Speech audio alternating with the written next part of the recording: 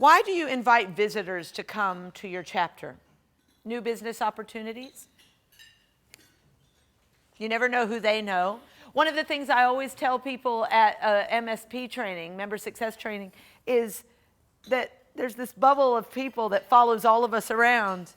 And that bubble of people, that's who we're targeting. We're not selling to each other. We're actually selling to the people that we know, right? We are trying to find all of those hundreds and hundreds of people that each of us know to sell to them. If you come week after week after week, you've got a closed group. And you only know, if you're trying to sell to each other, that's very limiting. What you actually have exposure to through a BNI chapter is all of the people that all of you know.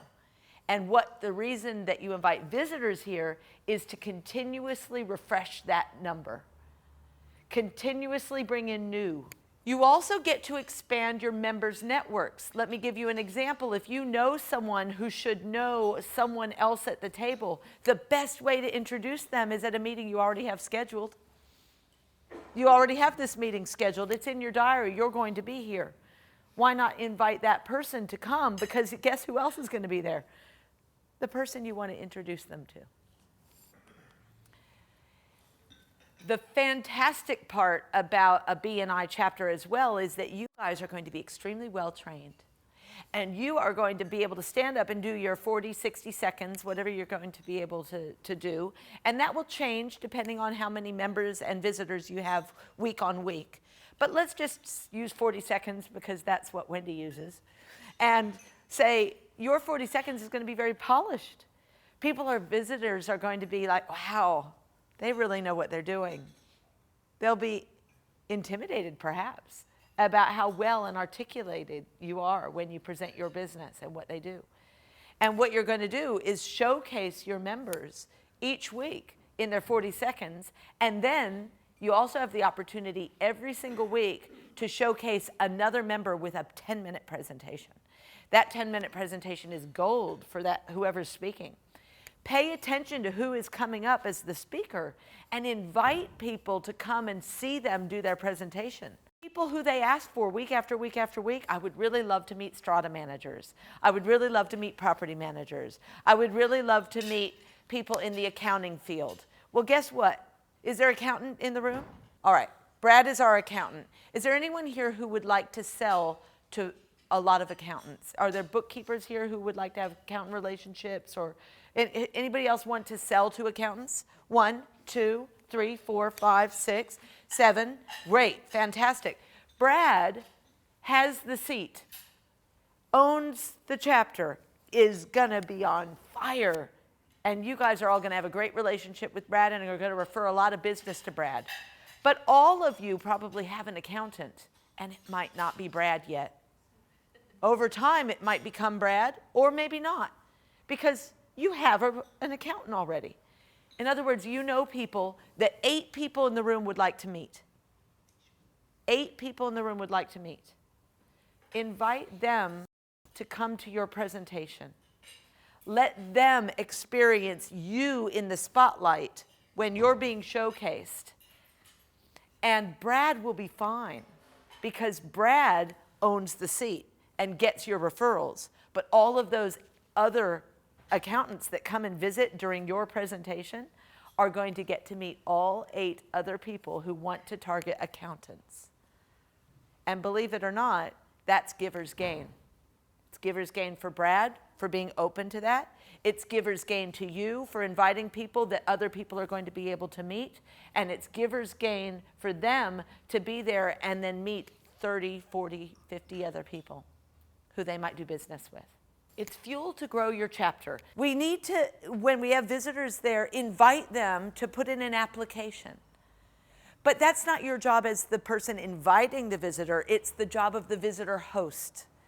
Do not feel an obligation to invite people to join. Can you encourage them? Am I saying don't? No. But I'm saying you have no responsibility to tell someone they should put in an application, but you can always and should always, as a visitor host team, make sure to put that in front of them at the end. Invite them. And if they're not interested themselves, ask for a referral. That's what we're here for. Maybe they know someone who would benefit from a chapter like this, from a group like this. And maybe they could bring that person or those people as visitors themselves. Imagine a visitor bringing visitors. I had a great meeting last week. It's not something I'm interested in, but I think it'd be really good for you. Why don't we go? Visitors bring energy and buzz. Right now, the only person bringing energy and buzz to your meeting today is me, because I'm your visitor. But guess what? That's what visitors do. Visitors, when you meet new people, it really does add energy. And if you guys were to meet in a closed meeting week after week with no visitors, you would be wondering why you're here. It encourages you to bring your best game. If you know each other, you get very familiar and it gets very casual. The meeting has structure on purpose. And the purpose of that structure is to talk to the visitors.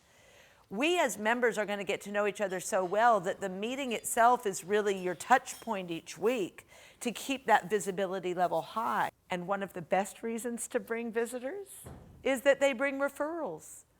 Sometimes those referrals sound like leads. Now at your MSP, I teach you that there's a difference between leads and referrals, and you are completely trained in that. You know that there's a difference between a lead and a referral.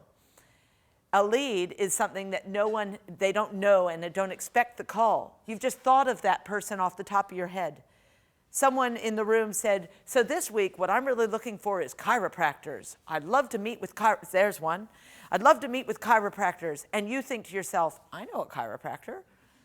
That's a lead.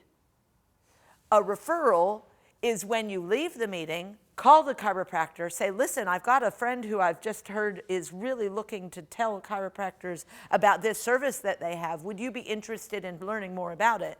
And the chiropractor says, yes, I would love to learn more about it. Now it's a referral, right? Sometimes your visitors bring leads instead of referrals, but they haven't been trained. It's okay. Follow up on the lead. Follow up with them. Ask for an introduction. See if it can turn into a referral and warm itself up a little bit more. But always let your visitors give you referrals or leads, either way. And oftentimes they're giving themselves. That's a referral.